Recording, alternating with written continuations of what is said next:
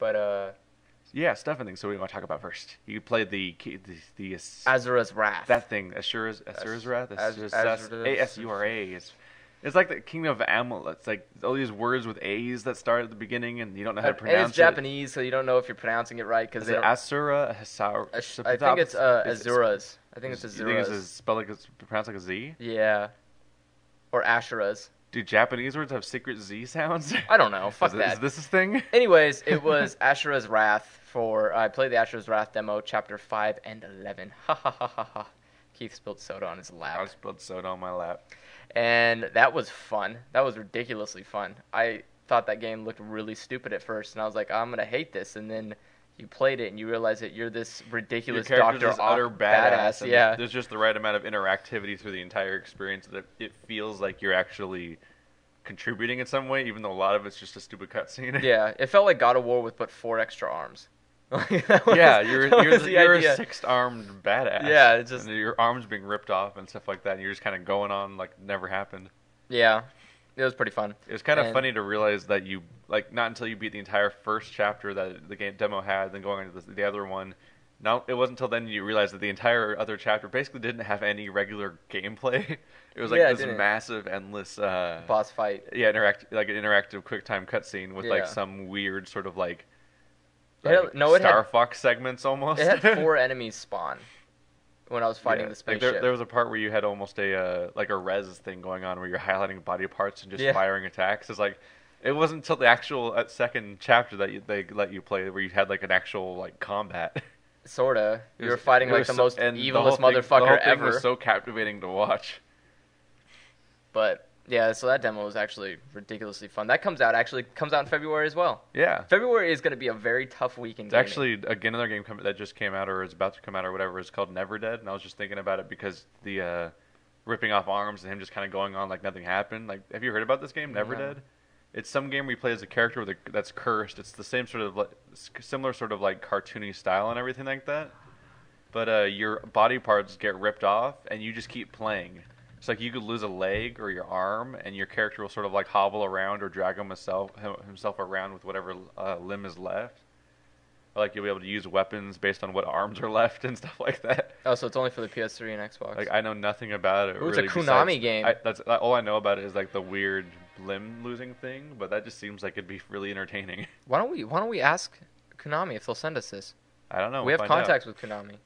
Why don't we? Dun, dun. Damn, we should talk to these people. That looks fun. I'll do that. The protagonist is an immortal and will be able to survive severe injuries. Over time, the player will lose body parts and have to collect the removed limbs by rolling into them. Players can cause large objects to crush nearby enemies, harming them but not the player. Gameplay will also feature puzzle elements. A female partner will assist the player. Lame. However, she will not be immortal, and the player will have to take damage to protect her. Oh, that sounds delightful. Some bitch is like, oh no, look, there are enemies. So it's like Resident Evil 4 in that style. They've got bazookas. What do I do? Well, let me stand in front of you real quick. Boom. Oh, thanks. Speaking of potential... Would you mind rolling me to my leg? Oh, God. Speaking of potential review things, though, we're supposed to be getting Final Fantasy XIII 2 here soon, so to sort of prepare for that, since I never beat the other game, I just sort of started playing through the entire thing. And these characters are from space or something. Like they're the most bizarre anime characters possible in the most crazy ways. Like I don't think is there anyone I guess like Saz and Fang might feel like real people, but the rest of the cast is kind of like batshit insane.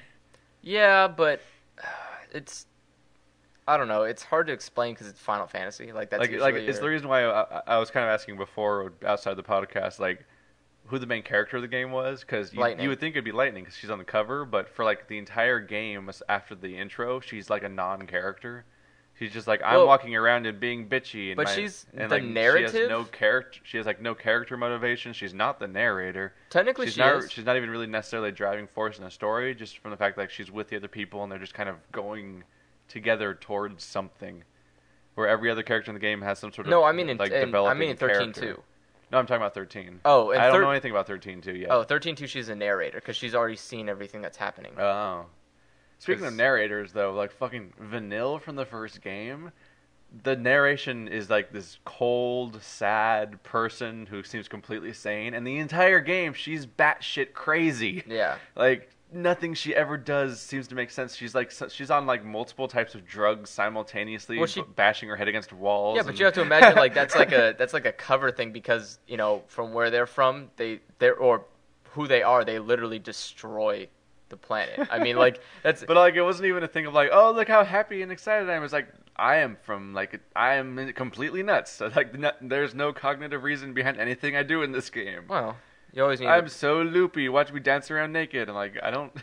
So it's better than like Hope, who just sat there crying the whole time. God. My mom's dead. Snow's an asshole. It's kind of one of the issues out of the game. Is so many of the characters annoy me. Snow. I hate you, Snow. Shut up. Fuck. Jesus, Hope. You have Saz, who has a clear motivation and acts like a regular person. Saz is the only human being in that game because he's just like, I want my kid back. Which is your sort of generic badass, like Orin type character. But then you have But Fang is have weird. Snow, who never stops saying hero in every single fucking sentence he ever says.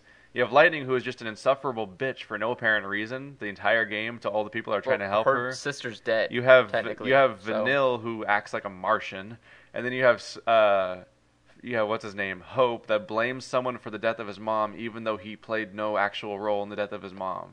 He tried saving her, and she basically let go. Because I've been watching the cinematics of the first game because I never actually beat it, and I'm like, I want to understand the story just so like when I play the second one. That's not how you beat Final Fantasy. You just don't watch cinematics. It's an experience. I figure when I'd like to know what's going on and stuff like that. So I get to that part again where like the mom dies, and guess what? The fucking Snow didn't want any help. He didn't even think of recruiting anybody. But then everyone gets really argumentative, like, "What the fuck? You're gonna just leave us here? We need to let us fight too, because they're destroying our home and stuff like that." And she just walks up and picks up a gun, and then she dies. Like Snow didn't do anything. But then the whole time Hope wants to kill Snow. Basically, it's like, "Fuck you, stupid kid." Well, it's basically because the idea that when he jumped down to grab her hand, and then when he did that, she basically let go. She's like, "We're not both gonna make it. Tell my son I love him and protect him, and then I die." And then the only thing Hope sees is Snow throwing his mom off a cliff. That's what his envision is Snow picked up his mom and threw her off a cliff, and he's like, "Mom!"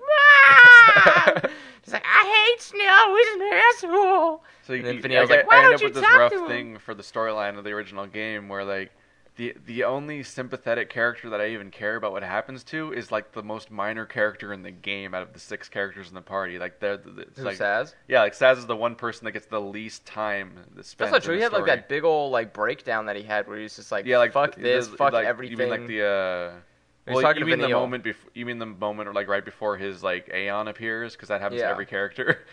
Yeah, pretty much. Yeah, but Saz had more of he has his automatic he has his Aeon moment, but for the rest of the game he's like, I have this actually interesting story, but I'm going to be in the back seat compared to everyone else. Well, yay, I'm the black guy getting dragged along for the story. Well, he's there to Although for the first time ever, the black guy is the most interesting character in a Final Fantasy game instead of being the tacked on ethnic character. Yeah. Like Wakka. Who the fuck even remembers Wakka besides the fact that he carried a blitzball and hit people with it? That was kind of cool, actually. Like that, I know, but what the fuck was? I don't even remember his motivation for being there. He was just the guy that wasn't white. I don't remember. I don't remember much of the story from 10. All I remember was Titus turned into a tidal wave. Yeah. And I hated it. And then in 7, there's the black guy that just sort of is already working with Cloud, so he's just by default helping him the whole game. Did he even have a story? Or even a character besides being the loud black guy with the metal arm? Yeah, they're him and Cloud went back, and sometimes it's confusing, but there's backstory to it. But that's just Final Fantasy though. One day it'll stop being made, and then we'll go, oh, that was the final one. That was the Final Fantasy. That was the Final Fantasy. How many Final Fantasy 13s are there going to be? Do we even know? Just Final Fantasy 13 and Final Fantasy 13-2. What about 13 Versus? And 13, the other one that they said they were going to make when they first announced the trilogy of 13 games, that did not include 2. They're going to make a third one? Yeah. From the very beginning, they said that there's going to be Final Fantasy 13, Final Fantasy 13 Vergus, and then Final Fantasy 13 Animus, or I don't know, some weird word that I don't remember. There was three separate 13s, and then there was a 13-2 as another edition. So at this point, we have 4 different games that are going to be called Final Fantasy 13. As if the naming scheme of the series that has different numbers in different regions wasn't confusing enough. I don't remember there being a that whole many. series of 13s. Find it. We'll do this shit. Sequel. I don't know if it'd be in here though. Final Fantasy 13 too. Does it show Versus? Because you know about Versus, right? No. You've never heard of Final Fantasy 13 Versus? No. It's been in development for like years. They keep showing teaser videos of it and everything. I don't really go seeking Final Fantasy teasers. Yeah, but I just mean like this is like older news than 13 too. Oh, okay. Well then let's Like, fucking 13 Versus news. I don't know. Look up like Final Fantasy Crystal whatever. Where is it? 13. Okay, here it is. Alongside Final Fantasy 13, Final Fantasy 13-2, and Final Fantasy Type O is what it's called now. It's part of the Fabula Nova Crystallis Final Fantasy What? series. What is that? Fabula Nova Crystallis Final Fantasy is the name of this series, apparently. And I guess they're calling it Type O now. It used to have like a different name. Looks like it's a PSP game The now. New Tale of the Crystal in Latin. The annoying thing to me is that like Versus, as far as I can tell, is a completely unrelated story. So it's another thing of like Final Fantasy's thing where like they have all these unrelated stories that just are all called Final Fantasy, but now all of these are called Final Fantasy 13. Oh, Type 0 is for the PSP. Yeah. And then There was another word that I remember there being, but Versus oh, is there only it is. for Versus is only for the PS3. That's Let's see. Originally named the 13 in America has been dropped as Final Fantasy 13. Agito 13 has now been renamed Type O. That's what it was. That was the A word I was trying to remember. Oh, now it's Type O. It used to be called Final Fantasy 13 Agito. Yeah. There was Agito. So there was. Yeah, it's still true though. Like there's what the fuck? Who now are these there's people? there's a series of 4 Final Fantasy 13s for some reason. Who are what is this about? What's Agito about? I don't know. All I know is that this is a series that thinks that an MMO that's completely unrelated from the rest of the series should be its own number in the numerical series, but then a series of actual sequels don't get their own numbers. Like, so it's why are 11 and 14 numbers, but there's an entire series of 13s that are not even the same story? Like, Versus doesn't have anything to do with the regular 13. That's weird. Like, and this is like. I thought it was bad enough that like Dynasty Warriors was off by one number in America, but like 13 has Final Fantasy has an entire series of numbers that are reoriented compared to each other. Oh well, wait. And then you have an entire series of 13s.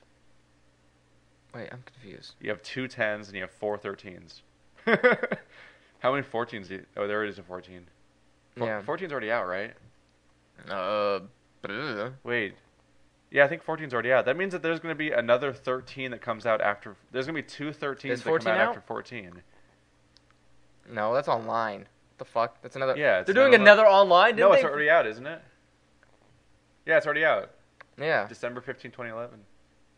Like that's even the latest version, so it might have been out way before that. But yeah, so that's been out for 2010. It's been out for a long time. It's been out for 2 years. There's going to be 3 13s that come out after 14 because that's numbers, I guess.